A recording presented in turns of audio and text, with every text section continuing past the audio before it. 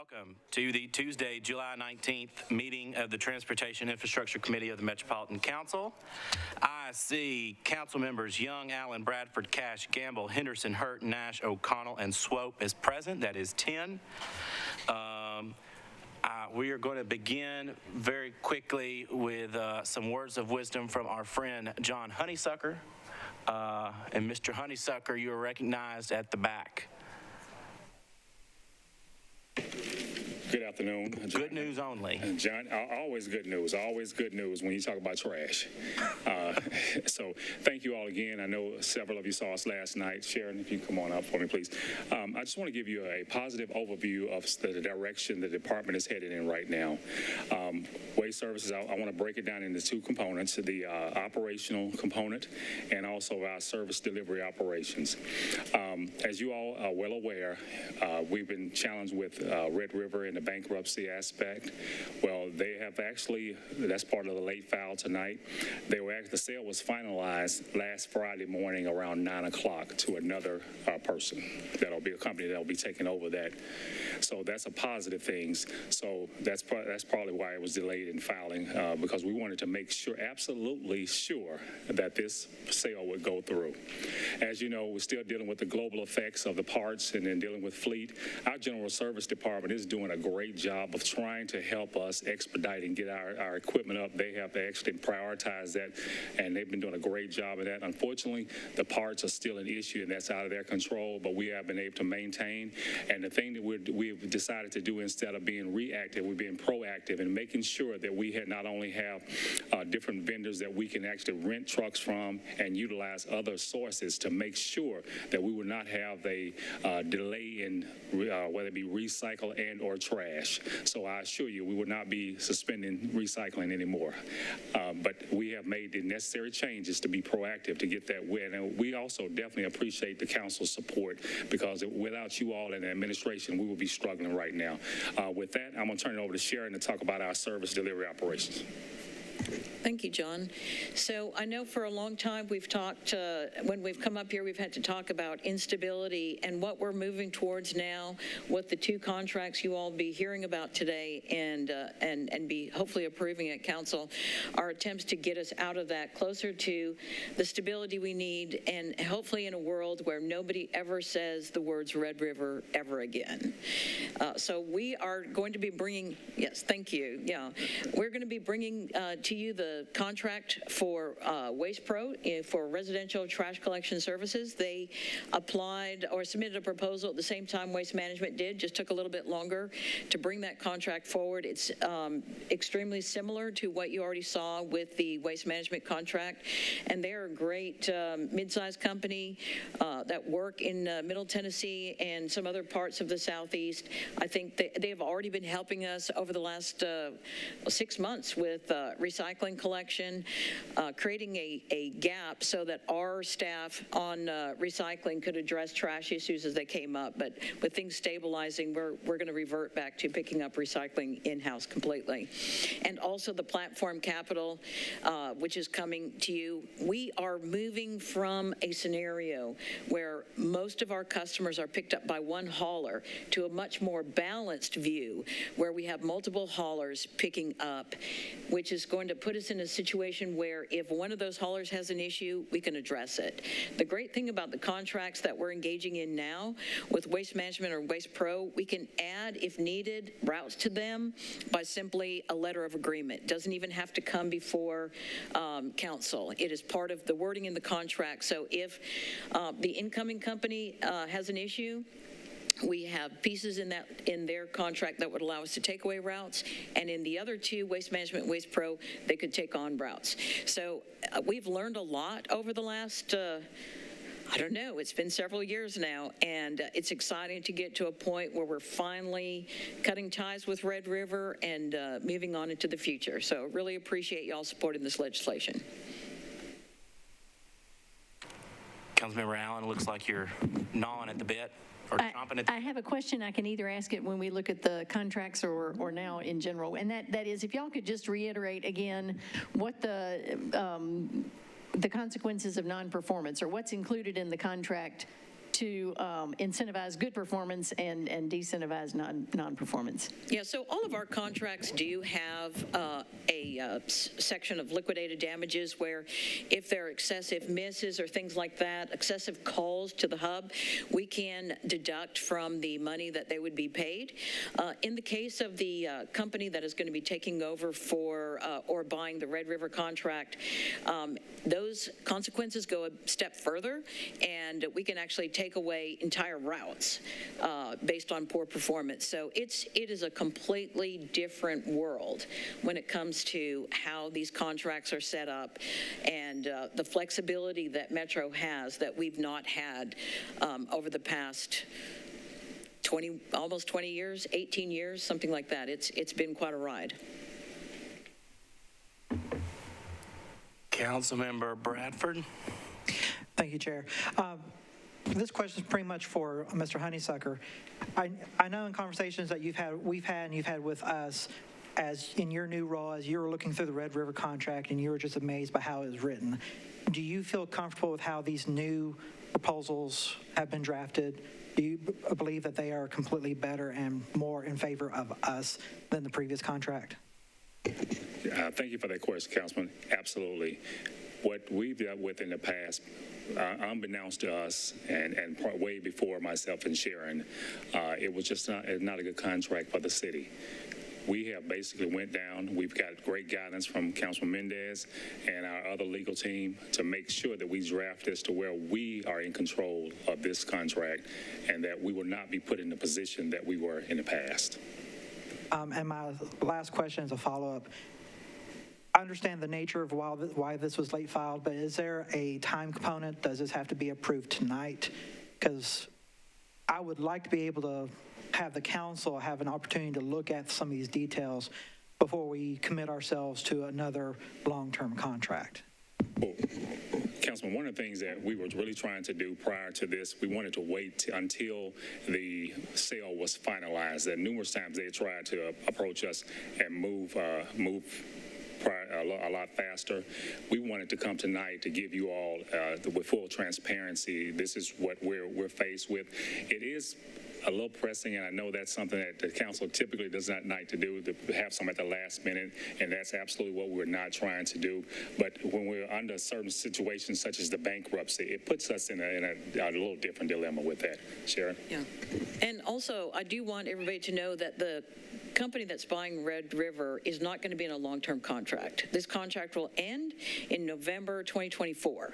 So this is a very short period of time in which we have the ability, if they start screwing up, we can take routes immediately. Thank you for the clarification. Yes, sir.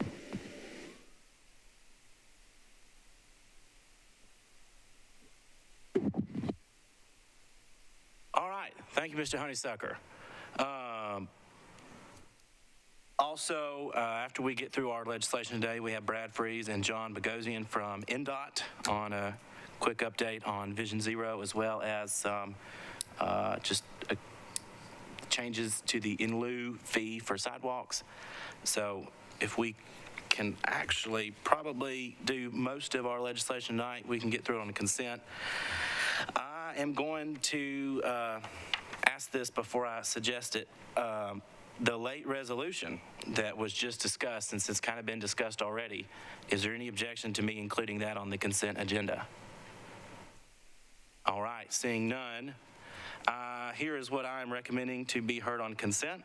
RS 2022-1654, 1655, the late resolution, BL 2022-1345, 1350, 1351, 1352, 1353, 1354, 1355, and 1356. Councilmember O'Connell, go for it. Thank you, Mr. Chair. I didn't hear if you had item 1 on consent. I would like to, yes. If I could pull that one, it'd be great. Thanks. You can. Sorry, You just can. the one. All right. So, anything else before I start reading the captions? Councilmember Henderson. Thank you, Chair. Can we pull 1345 from consent as well, please? 1345. Okay. All right. Nothing else can be pulled. I'm making that rule right now. No. Anything else, anyone? Good deal. All right. RS 2022-1655 approves Allen and Young approves a contract between the Metropolitan Government and Waste Pro of Tennessee, Inc. for the provision of solid waste collection and collection of carts. Late resolution by Allen and Young approves the assignment and amendment of a contract between the Metropolitan Government and Red River Waste Solutions LP to Platform Waste Solutions LLC for the provision of solid waste collection. BL 2022-1350, Syracuse Withers and Young authorizes the Metropolitan Government to accept permanent easements for the Fairway Drive stormwater improvement projects for two properties located at 12 Fairway Drive and 2418 Dennywood Drive. BL 2022-1351, Stiles Withers and Young authorizes the Metropolitan Government to abandon public utility easement rights for property located at 4101 William Turner Parkway, formerly a portion of Old Cane Ridge Road. BL 2022-1352, Murphy Withers and Young authorizes the Metropolitan Government to relocate a fire hydrant assembly for property located at 17 Whitebridge Pike, also known as Chewy's Whitebridge Pike Restaurant.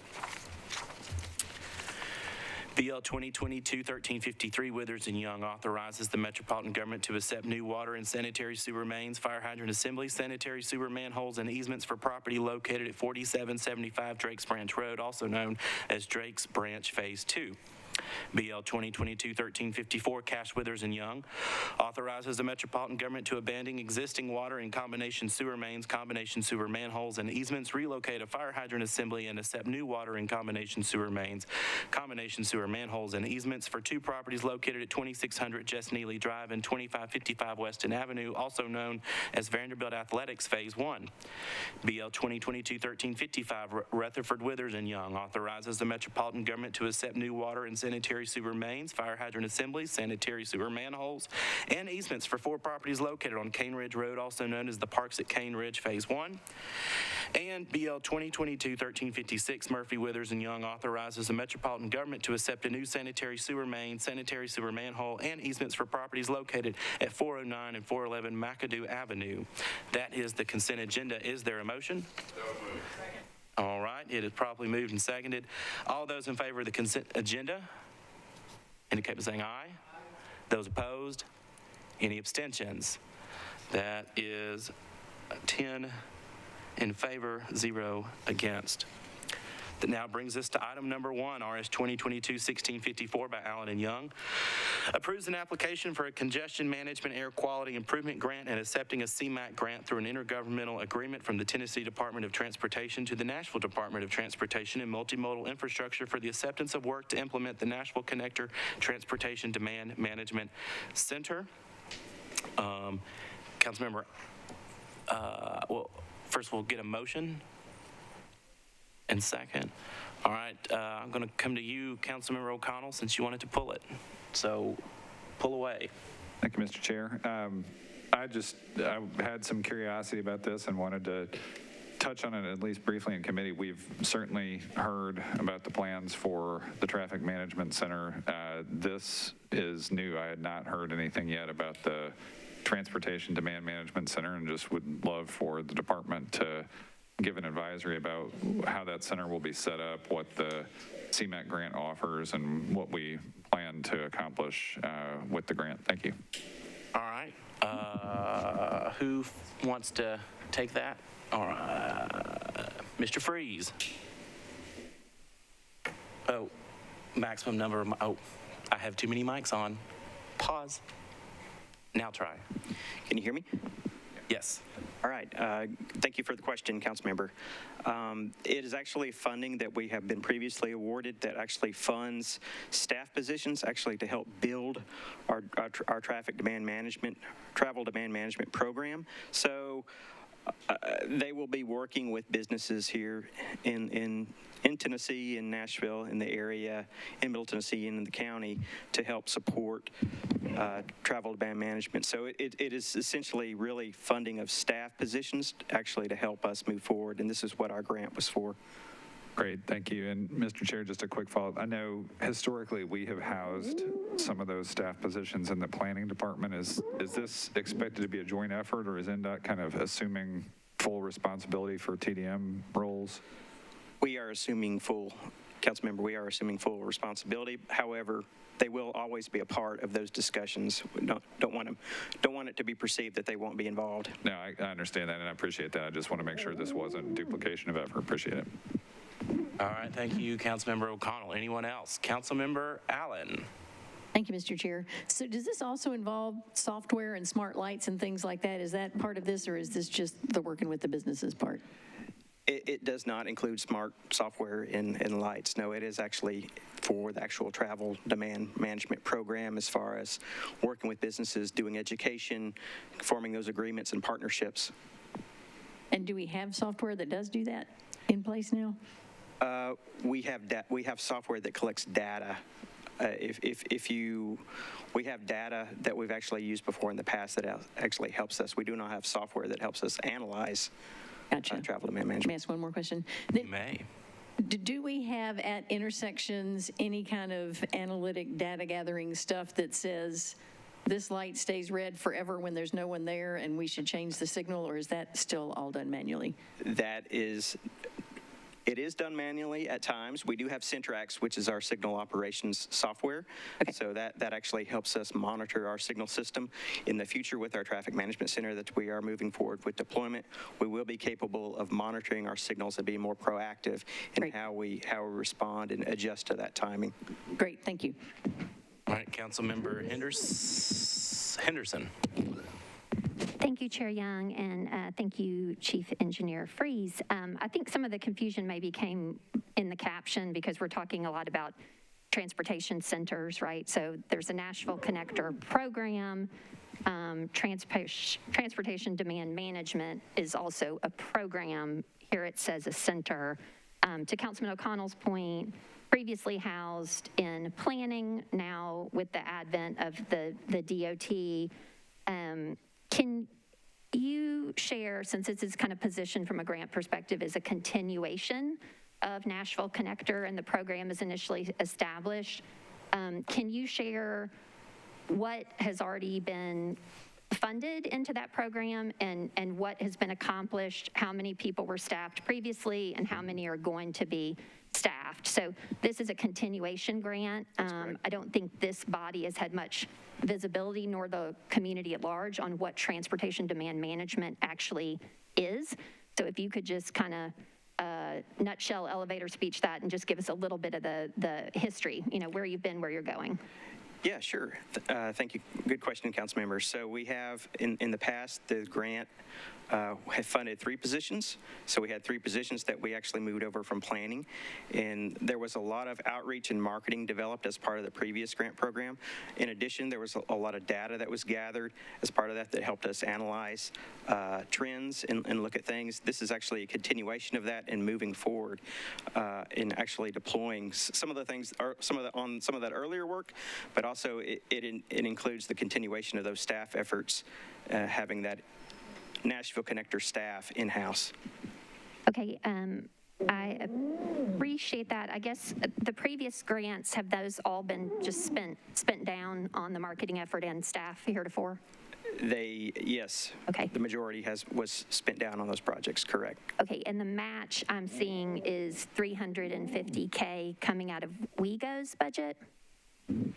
No, that is coming out of Metro.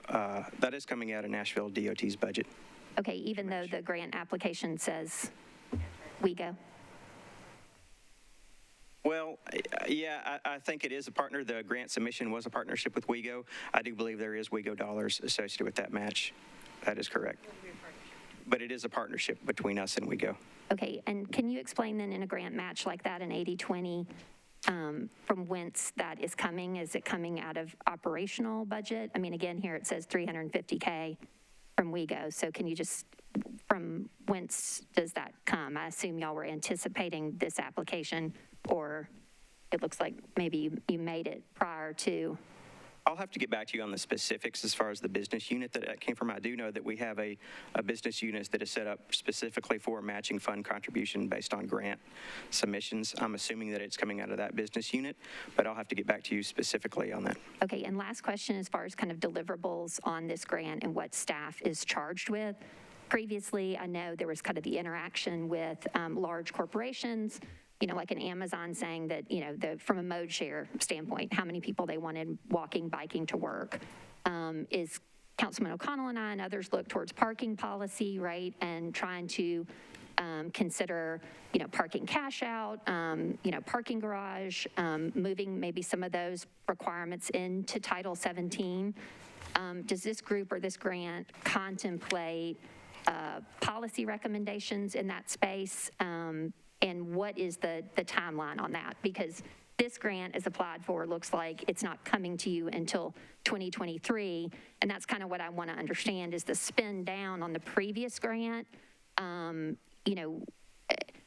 We've just been in a hold pattern for a long time on parking policy because it was like, well, we got to do Nashville Connector, and now we got to do Connect Downtown, and now we got to, we've been betwixt and between, as I often say, but I'm just wanting to, in planning for this next year, understand this team that's staffed, are they charged specifically or at all with delivering transportation demand management associated policy recommendations, please? They are, absolutely. And there is coordination with the Connect Downtown study, but it goes beyond that, really. It goes beyond just the downtown area that we're talking about. But yes, they are charged with developing policy related recommendations for that.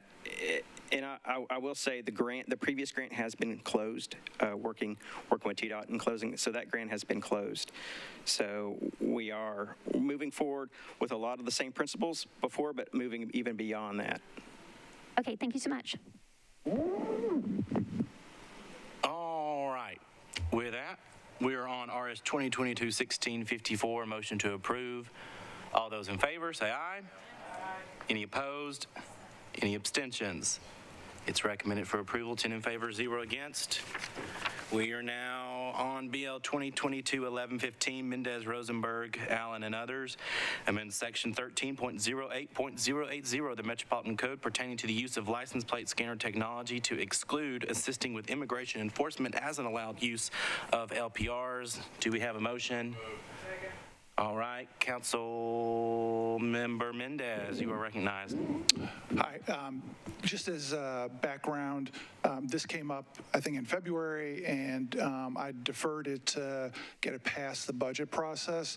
Under Rule 43, the council office says that because it's been more than 90 days, it has to be automatically deferred for one meeting. So I do intend to pursue this, but apparently pursuant to Rule 43, because it's been more than 90 days, it'll be next meeting. So you would not be withdrawing the illegal legislation? If we were in a courtroom, I'd say objection to your patently BS conclusory statement. Okay, just going off of the attorneys we pay. All right, so then it's automatically deferred? All right, thank you, Councilmember. Defer. And BL 2022-1345 by Evans Young, amends Title 15 of the Metropolitan Code, water, sewers, and other public services regulations pertaining to private fire hydrants. Do we have a motion? All right. This is, I believe, to allow private, I thought I saw Lawrence here. Did you want to speak on this, maybe? Or who from staff would want to speak on this? I think Councilmember Henderson had questions. I'll go to Councilmember Henderson while the fire marshal comes up. Thank you, Chair Young. I did read the analysis on this, but still had some questions kind of between how it is now and how we're proposing that it be, and just kind of from a process standpoint. So I'm reading the analysis, all due respect, to feeling like I don't fully understand it, so I just don't know if you could regarding 1345. I'm just seeking some additional, hey, Councilman Pulley. Sorry. I'm just trying to seek some additional clarity or understanding on it, as the difference between how it is today and how you're proposing it be from a process standpoint, both, permitting, the fee, the responsibility, and why you're making the change or proposing the change, please. Lawrence, this was on the private inspections of the fire hydrant. Okay. Yes. Yes, sir. Yes. Yeah. So the process for us is the same as far as enforcement, but the way it's done in the past, Metro Water, and I'm speaking from our side of it, Metro Water has governed the inspection and testing, which we're still, the enforcement side, the fire marshal's office is still responsible for. So if it's not in compliance, we have to enforce it. So putting it with a permit, we'll be able to track where they are, when, installation, maintenance, everything that's done with them. And then Metro Water still provides the water and the flow to them, but we maintain that they're kept up the way that they're supposed to, which has been always what the fire marshal's office has done. Now, one thing that the code says is that they're inspected and tested annually, but Metro Water has asked that we did amend the code to make it to where it was twice a year, so every 6 months. That's what Metro Water has done in the past. Okay, so code said annually, water department recommended twice annually, and at present, these hydrants are being inspected by somebody engaged by the property owner? And it's the property owner's responsibility To check them twice a year? Yes, ma'am, but it's a private company that usually does it. It has to be someone certified. Metro Water has arranged that in the past for every one of them. So if there's, I don't remember how many, 3,800 of them, Metro Water has arranged that through the property owner and the company providing the inspection for them. And there's been a fee charged by the company to that. So the way we're doing it is we're just requiring a state licensed or locally licensed service provider to be able to do this, to be able to do that same thing. That way anybody can choose every owner of a private hydrant can choose whoever they want to do it. Okay, so as long as that person is certified by the state to be capable to inspect these things, right? It's usually a licensed plumber or sprinkler installation company. Okay. There's a few that are if I'm not mistaken, that are still certified by like the Metro Codes Department to do it, but most of them are state licensed because they travel outside of Davidson County. Okay, I appreciate that. And then, ma'am. so you said there's 3,800 fire hydrants in Davidson County? Yeah, or 3,800? There should be 3,800 private fire hydrants. Yes, ma'am. Okay. These are all within private property and are nothing to do with public hydrants that Metro Water takes care of as well. Okay, and how many public hydrants do we have? I'd say that goes up every day. I don't know the exact Is number. like 10 times that, or, I mean, I guess I'm trying to understand. It'd be a mere guess. So the way the private... Don't guess, just... Yeah, I don't want to. Yeah. So the private hydrants are on private property where Metro doesn't supply they supply water to the property, and then the property owner has to supply the whatever their complex is, apartment complex, business complex, like a space park type area where Metro Water wouldn't be the one that would install the hydrants and maintain them. It's up to the property owner. Just procedurally then, so they have to be checked twice a year. How do we kind of quality check that they are in fact being checked twice a year? Is that through the permit application? I mean, what is the touch point so that we understand that it's been done twice a year? How do we verify that? So with the permit process helps keep that process going. But the way it's done now is we have a third party report. It's inspection reports online, but it's a third party vendor that all of the inspection, testing, and maintenance reports for any private hydrant, sprinkler system, hood system, and so on and so forth, get submitted to them, and then it's a web-based system, and we're able to access it and make sure that they're all that all those are in compliance. And that's a contracted vendor? Yes, ma'am. So loan vendor at present, Yes, contracted? Ma'am. Yes, ma'am. And we've been in contract with them for it was I think about May of 21. Okay. And so now any state licensed plumber, et cetera, can conduct these twice-a-year inspections. The permit becomes the touch point through the system, which you can acknowledge that it's been done, correct?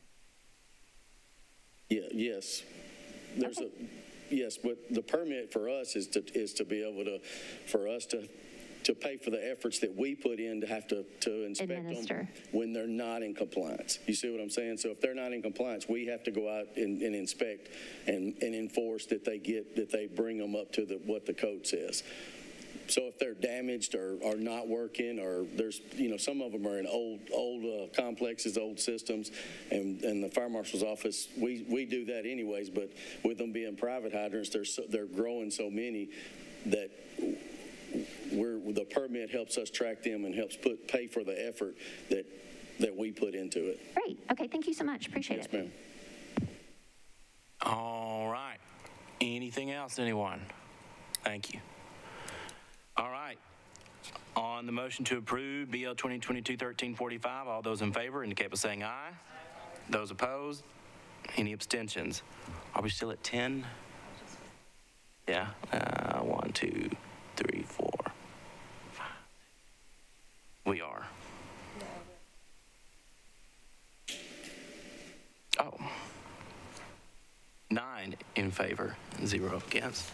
That concludes our legislation on today's agenda, and now I will turn it over to Brad Freeze, who is the chief engineer at NDOT, as well as John Bogosian, whose title I'm not sure of, but I'm sure they will tell us.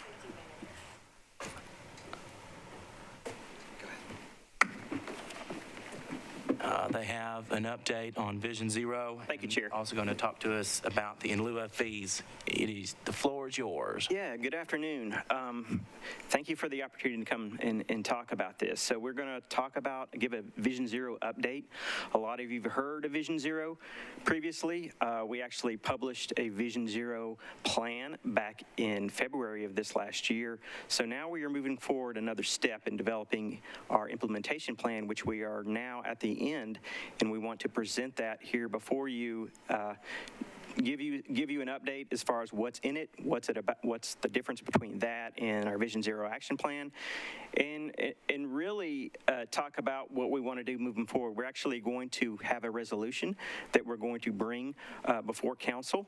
Hopefully, August 9th is when we're going to bring that resolution before council that we talk about our vision, that actually supports our Vision Zero implementation plan and our steps moving forward. But today is really an opportunity for us to come present about it and show you what's in it, give you an overview of it, but also talk about the physical things that are going to be done as part of an implementation plan. So just taking a step back, we have a traffic safety challenge here in Nashville and across the nation. We have a lot of problems that we see with behavior, but we also have a lot of engineering issues that we need to work on and make our system more forgiving for some of our more vulnerable road users. So we have a lot of work to do, and I'm going to just take a step back and look at some data here. This is not always fun for us to look at, to see where we're at and where we're trending. You can see here in 2019, we were trending up, even before the pandemic, 106 fatalities. Then 2020, traffic volumes were down, less people on the road, higher speeds that we've noticed. However, we had that still rise in our traffic fatalities. And then in 2021, another year where we had records that we don't like to see, 131 fatalities on a road. Now, year to date, you can see we're at 77 fatalities. We're only halfway done. So we're only halfway through this year, so, if you multiply that by 2, of course, we hope that doesn't happen, but if we're staying on that trend, that would put us over of last year as well. So we have a lot of work to do as far as how we communicate safety, and it's not just on the engineering side too, but it's also a cultural issue for us. How do we change the culture as far as metro government, but also how we change the culture as far as the culture of Nashville, the driving culture that we have out there today. So we have a lot of work to do with regard to that. So this just shows you a little bit more detail digging into the numbers. You can see broken down by the type of fatalities. You can see pedestrians. The last 3 years we've seen that great increase in pedestrian fatalities, 32 in 2019, 38 in 2020, not any better in 2021 at 36, and right now already we're already at 21 pedestrian fatalities, unfortunately, this year. So a lot of work to be done by us, but really a lot of work to be done by multiple departments and multiple agencies within the Nashville community. So this just shows you year to date where we're at and how we are trending up year to date. This time last year, we were at 68. We're already at 77 this year. So these are not good numbers to look at. And it's sometimes I feel like the public is callous, and we're sometimes callous of these fatalities. We see it, and we almost, we expect it. That's something we should not expect, and we really should. That's what Vision Zero is about. We want to get to zero. I mean, you can be cynical and say, oh, you'll never get to zero, but this is where we start. This is where we start and set that ambitious goal to get to zero fatalities on our infrastructure. So that's what we're coming here today to talk to you about, is how we want to work together with the Nashville community, work together with our agency partners to address these fatalities. So just a quick overview. When we went over and did our Vision Zero plan, we finalized that, like I said, back in February of 2022, but that did involve a lot of public engagement, a lot of feedback.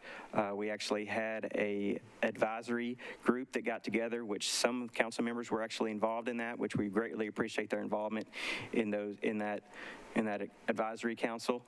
So you can see that with a lot of the data that we provided and prepared for this, you can see that there's a really big imbalance here that shows that 6% of our roadways account for 60% of our serious injuries and fatalities. That is a serious sign there that shows that we really have some very unsafe areas in our community that we need to work on and focus on. So you can see a lot of those are pikes, some of our larger routes, and some of those we are already working with TDOT on. There's a lot of safety initiatives that the state, Tennessee Department of Transportation is doing, but there's more work that we can do and move on from there. So just want to move on. Has anyone ever heard of the 5 E's? Yes.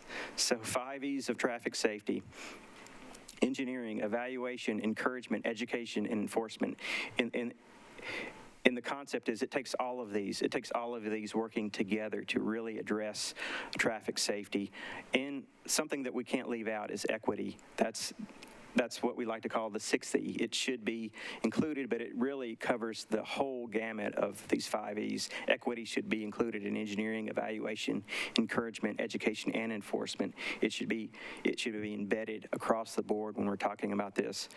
So this is really when we started developing our implementation plan. Right after we put our action plan out, we actually rolled right into developing our implementation plan. We wanted to make sure we're focusing on these 5 E's and also including equity in there. So This is how our Vision Zero program funding is structured. So we requested last year, actually for this fiscal year, we requested $25 million, and this is how we have it allocated as far as our implementation plan. 83% of that is designated for engineering, but not to leave out education and encouragement. We have 1.1 million. 1 million, actually 4% of that total committed to education and encouragement. Evaluation is a big chunk of it. That's actually for us to actually keep collecting data and keep actually providing data to the public of how we are evaluating our system. Then enforcement, really helping our partners with Metro PD with enforcement efforts as well. So this just shows you how, and I know this is a small, we're going to actually go into a little bit more detail here, and I'm going to turn it over to John Bogosian. So I don't want it to seem like we haven't, of course, we're going through these planning processes, but we're not moving forward. We actually have been moving forward even through these planning processes. As evidence of that, I have beside me John Bogosian. So John actually started the same time I did with in his position. He was I actually got to meet John before I started with TDOT. I actually got to have before I started with Nashville DOT, got to have lunch with John and learn what his passions are, and he is definitely passionate about traffic safety, pedestrian safety, and biker safety as well. For all modes of travel, but John was with the Nashville DOT, and he was promoted into the traffic safety engineer. So at the same time that I started, John was promoted into traffic safety engineer. So he is really picking up this implementation plan and being the one who's going to lead this through from Nashville DOT. Of course, there's other elements of this as far as in our planning, our transportation planning section, but John is really nuts and bolts where the rubber meets the road, where we're actually going into implementation. So I'm going to let John take it from here and kind of go through our implementation plan and give you some background. Thank you, Brad. I believe my mic's on, so you should be able to hear me. John Bogosian, traffic safety engineer, managing the implementation of our Vision Zero action plan, ensuring that we address all the E's and all the goals, going beyond just engineering. Part of the staff that's proposed in the implementation plan will include a Vision Zero coordinator as well as a data analyst, so that they would work in my group to ensure that Vision Zero moves forward, is ingrained in NDOT and ingrained in the departments. Why don't you repeat that? Repeat that, John, as far as your staffing that's actually going to be incorporated as part of this. I think it's important for people to know what that looks like. Sure, yeah. So through the implementation plan, so this is our 5-year roadmap for Vision Zero. Through that effort, it was identified the importance of a core team of 5 people: myself, another traffic engineer, a Vision Zero coordinator, a data analyst, and in addition to this, our traffic calming program is also part of Vision Zero, so our traffic calming engineer. So the core staff of 5 to go out to engage with communities, to work with MMPD, work with planning, to evaluate corridors, move forward with engineering projects, work with TDOT, and manage the data. So that being said, wanted to dive in a little bit, give you some more information about the different actions that we're highlighting. Engineering is the most labor intensive and most costly effort, and this will have typically our biggest, most immediate impact on improving safety. So that's why most of our funding has been allocated towards the engineering buckets. Because it's so complex, we separate it into 3 buckets: quick build projects, capital projects, and transformative projects. To provide a little bit more clarity on these different projects, quick builds are created to be implemented at a rapid pace and lower cost. They typically include a lot of spot safety improvements, modifications to traffic signal operations, removing permissive turns, or providing leading pedestrian intervals, or installing no right turns on reds, those sorts of things, as well as intersection enhancements. A couple examples here is the LPI, leading pedestrian interval, curb extensions with with this one, it includes paint. They don't always have to include paint. We're currently working with our arts department on creating a arts in the public right-of-way guideline to provide guidance on turbo projects, tactical urbanism projects, as well as just general art in our right-of-way to provide standards on what's acceptable. Other examples here are this is a rapid flashing beacon, and even some potential consideration for reutilizing asphalt for semi-permanent sidewalks. So currently, we've already started moving forward with our phase 1 of Quick Build. We've identified 19 corridors, which is approximately 15 miles of our roadways. The intent was looking at either identifying projects on our pedestrian high injury network or just our standard high injury network, with the focus of those locations near our pedestrian generators, our schools, libraries, parks, hospitals, and elderly care facilities. And the time frame of this is to move quick, to really just go out in the field, walk, identify where we have deficiencies, and implement. So that the turnaround to identify projects is 3 months. Another quick build opportunity is around lighting, where we know where our pedestrians have been either fatally killed or are severely injured at night. And so we will be working, as we have in the past, with NES to walk the corridors, see where we're missing lights, focusing on our intersections, our crosswalks, and our pedestrian generators, and just going out there to install lights. So I'd like to point something out here, John, before you go to the next slide. So we actually have a project list. So there is actually a list that go beyond these maps. So we actually have this, and it has been uploaded online. So you can go out there online, and I think we might have a QR code for you here embedded in the presentation later for you to hit and actually pull that up. So I just wanted to point that out. I know this is small on the font, and we want you to dig into it and look into it. Yeah, absolutely. Yeah, we have these lists available where we communicating to you all where we've identified our top priority, and the intent is to work our way down through those. Second bucket is our capital projects. These are more complicated than quick builds. These are about 18-month timeframes. They typically require an evaluation piece beforehand, and then it requires some design and permitting. So the intent of these projects, we have our high injury network ranked by severity, and so we'll just be working through our list, starting with our most severe.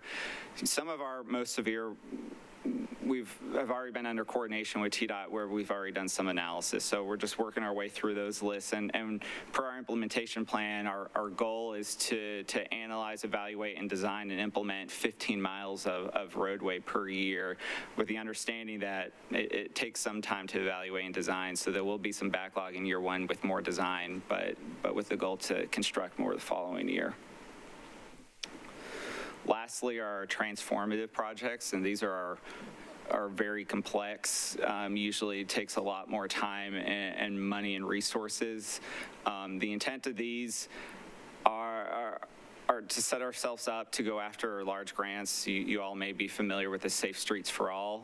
That's intended to be a transformative project on Nolensville Pike. It's to reimagine the corridor, to make it safer, to purchase right-of-way, relocate utilities, really transform the projects. So what John's saying is there's an existing Safe Streets for All grant opportunity out there that we are moving forward with in partnership with others, agencies here that's focused on Nolensville Pike. Correct, yeah. And part of the transformative projects, we're separating between NDOT-owned roadways and TDOT roadways, with the understanding that we may be able to do more quickly on NDOT roadways. So we separate those into 2 separate lists. And the goal for year 1 is to design finalize a design on one roadway, and the intent with that is to use our list that's been identified and evaluate opportunities. Is there complex right-of-ways or utilities that we maybe won't be able to fully move forward right now, that we need additional funding, but to evaluate that list and start redesigning these. A lot of these include access management, trying to address speeding, lighting, those sorts of things. And a couple of the other E's we've touched on real quick here is evaluation. So Vision Zero is data-driven. Vision Zero is transparent. And in order to do that, the evaluation piece is a critical component of Vision Zero. Through the action plan process, it was revealed that we have opportunities to collect better data and to analyze our data and manage it. So a number of these initiatives have been identified to bring more data online so that we can evaluate and do more with it and be more intentional through the Vision Zero process.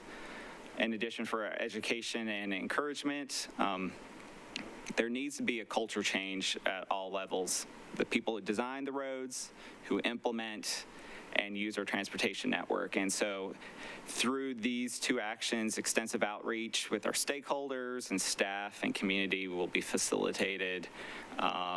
These the education and encouragement actions, plans for a revamped awareness campaign, specific activities for targeted populations and technical staff.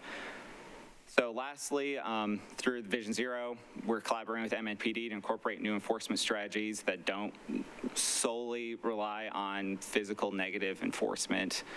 These include future plans for incorporating automated enforcement in school zones, creating positive reinforcement campaigns, and in the meantime, MNPD's already shifted their patrols to the high injury network and have seen some positive results in some of their enforcement campaign.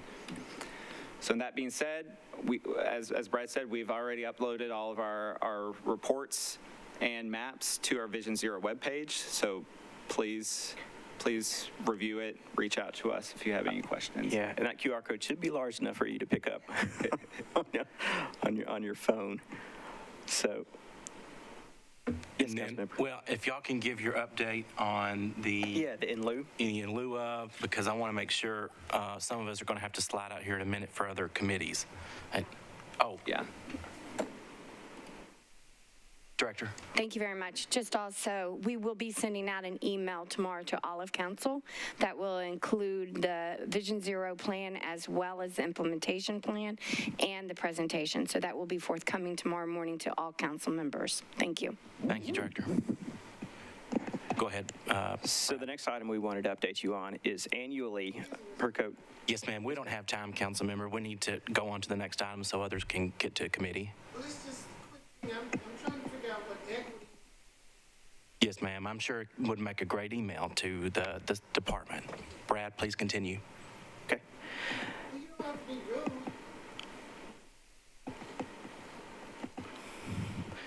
So the next bit of update information is actually a procedural thing per code that we are to analyze the in lieu for sidewalk fee every year. This is done annually, and we actually look at what the construction costs are, repair costs are, but also engineering costs are. So this just is an update for you, and I have this document up, and you can see this document in your packet that shows what we did to go through that in our analysis. So we went through and took all of our sidewalk. This is actually updated on a 3-year rolling average. So we take a 3-year rolling average. So it actually included 2020 to 2022 fiscal years.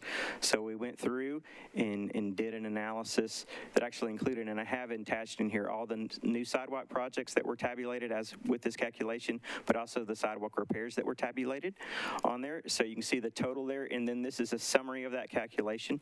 So it's going up from 186 per linear foot to 263 per linear foot. So that is an increase of around 41% as far as that. We've seen that across the industry as far as our cost for deploying sidewalks in all that goes into deploying sidewalks. So we wanted just to make the council and this committee specifically aware of this, and we are actually moving forward to implementing this the end of this week. So I just wanted to give you awareness of that with that update. All right. Thank y'all both, and all right. Thank you both. We are finished Thank you for today. your time.